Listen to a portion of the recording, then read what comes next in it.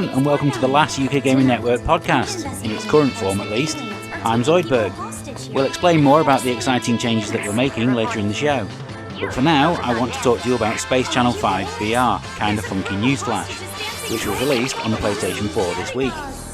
This dance-infused Sega series has been around since the year 2000, when it arrived on the Dreamcast, and it stars roving reporter Ulala, who found herself reporting on an alien invasion and joining the fight back.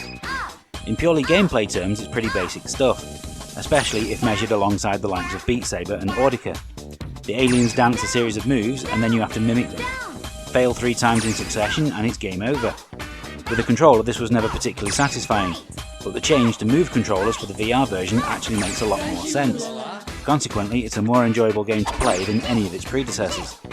However, with a story mode that only stretches to 4 levels, that can be played through in just 30 minutes, and a handful of other play options, it also comes with a pretty hefty price tag.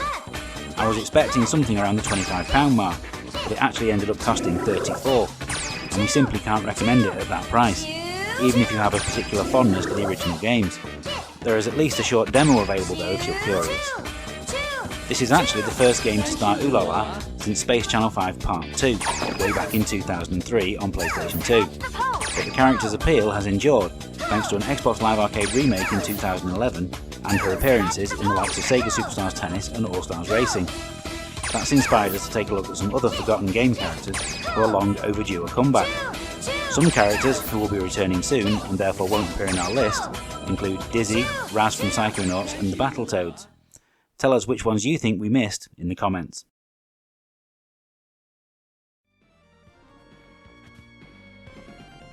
Joe Musashi, last game 1993. As the face of Sega's Shinobi series, Joe Musashi was the playable hero of 5 games between 1987 and 1993. The Master Ninja's style of excellent platform combat has been emulated by countless other developers ever since, and Sega has kept the character in gamers' minds by including Shinobi 3 on the Mega Drive Mini and the occasional Sega Ages re-release of the arcade original, most recently on Switch.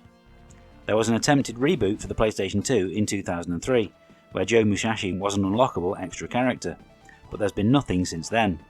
With the popularity of hack-and-slash action games higher than it's been for years at the moment, we're sure if Sega announced that the series was making a comeback, it would be greeted with nothing but excitement. Tombi, last game 2000. During his time at Capcom, Tokuro Fujiwara was directly involved in the production of many classic platform games, including Mega Man, Ghosts and Goblins and Strider. He took this experience and founded developer Whoopee Camp, and their first game, Tombi, is easily one of the best platform games ever released for the PlayStation. Trouble is, it didn't sell particularly well, so not many people remember it, although it did get an equally great sequel a couple of years later. Instead of remaking games that were average at best, like Medieval, this is what Sony should have been giving an HD shine. It's still a great game, but if you want to play it today, you're going to have to open your wallet. Copies regularly sell on eBay for upwards of £100, so without a remake of some kind, it's going to remain out of reach for most people. Echo, last game 2002. Everyone loves dolphins, and in 1992, Sega and developer Novatrade took that love and created one of the more unusual gaming mascots ever. With a plot that involved time travel, aliens and a visit to Atlantis, it was fun to simply exist in the world. The first time you played it, you'd spend hours just swimming around, jumping out of the water and doing flips without even realising it. After a couple of sequels, the series went 3D with the release of 2002's Defender of the Future, which was actually more of a reboot than a sequel. And despite some nice graphics, the gameplay wasn't up to the high standard of the previous games. With the kind of underwater vistas that we've seen in the likes of Abzu and Subnautica, we're pretty sure that developers could come up with something equally impressive for the return of Echo. Sadly though, the rights to the character have been the subject of a long legal dispute, so the chances of that happening anytime soon are quite slim. Captain Falcon, last game 2004. Nintendo are happy to release Mario and Zelda games of various types quite regularly, but this is seemingly at the expense of other just as fondly remembered franchises. If the next Nintendo Direct contained announcements for a new Wave Race or Pilot Wings, fans would be jumping for joy. But if they made the slightest hint that F-Zero would be returning, we think that the internet might just explode. Captain Falcon started as simply a playable character in the SNES original, but quickly became the poster boy for the whole series, and by the time the superb F-Zero GX arrived on the GameCube, he was elevated to full protagonist for the story mode. The series has been sadly dormant since GP Legend, the Game Boy Advance version which came out in 2004, but it's remained consistently high on a lot of people's most wanted list, especially ours. Conrad B. Hart. Last game, 2013. Not many developers have to think about how they're going to follow up one of the greatest games ever made, but in the 25 years since Flashback first appeared, all that Conrad B. Hart has appeared in is one sequel in the shape of Fade to Black, and a cancelled third game for the Game Boy Advance. Living up to the fantastic original was always going to be a tall order, and even the 2013 remake, despite following the exact same story, was met with disappointment, even though it's actually a pretty decent game.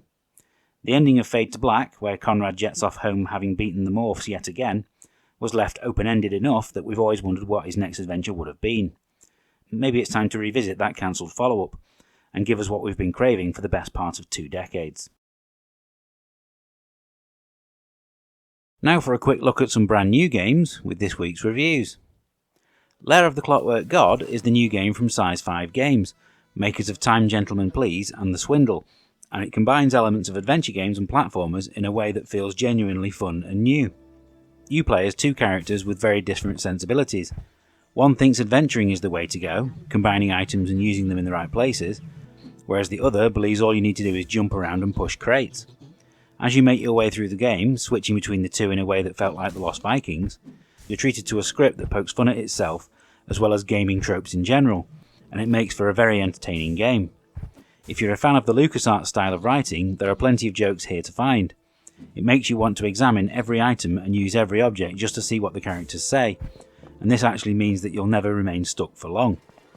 The visual style is a bit messy at times, making it difficult to know what you can and can't interact with, but it doesn't put you off wanting to progress.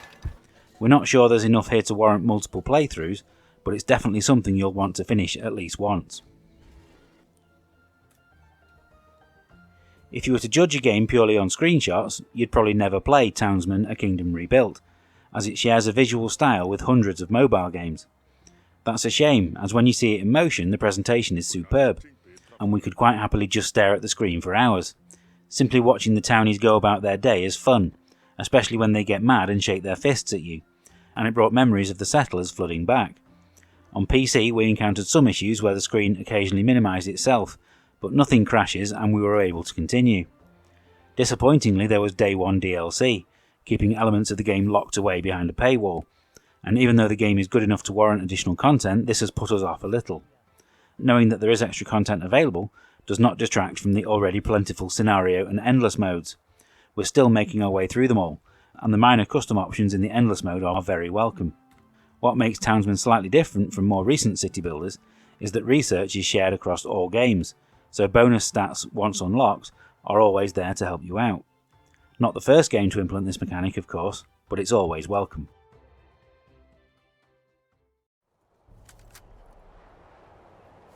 Time now for a quick look at the games that turned 10 years old this week. And despite being a strong week that saw Mega Man 10, Toy Soldiers and the new Vandal Hearts arrive on digital stores, they were all crushed under the weight of the week's big release. Battlefield Bad Company 2 remains to this day the best entry in EA and DICE's long-running series.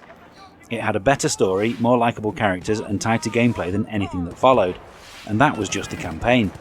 The multiplayer too is superb, and didn't get bogged down by all the needlessly complex menus and progression systems that latter entries would introduce. The Vietnam DLC was a particular UKGN favourite. The Xbox 360 version can still be played on Xbox One today, and still looks great alongside some of today's shooters. We'll have a full gameplay clip going up on our channel next week. Look out for it. With that, it's time to bring the show to a close and tell you about our exciting future. Firstly, I'd like to thank everyone who has supported us over the last 48 weeks, and I've thoroughly enjoyed bringing the show to you every week. We're still going to bring you our themed lists, but we're going to extend them into a single video with more games. Likewise, reviews have grown into their own thing, so we will be reflecting this by giving each game a more in-depth analysis and its own video. Gameplay videos of the 10-year-old releases will continue too. New videos will start coming as soon as next week, so make sure you subscribe and ring the bell so that you don't miss out. As always, thanks for watching. Find us on Facebook, Twitter and Instagram at UK Gaming Network to keep track of what we're playing and talking about. Hopefully, we'll see you again soon.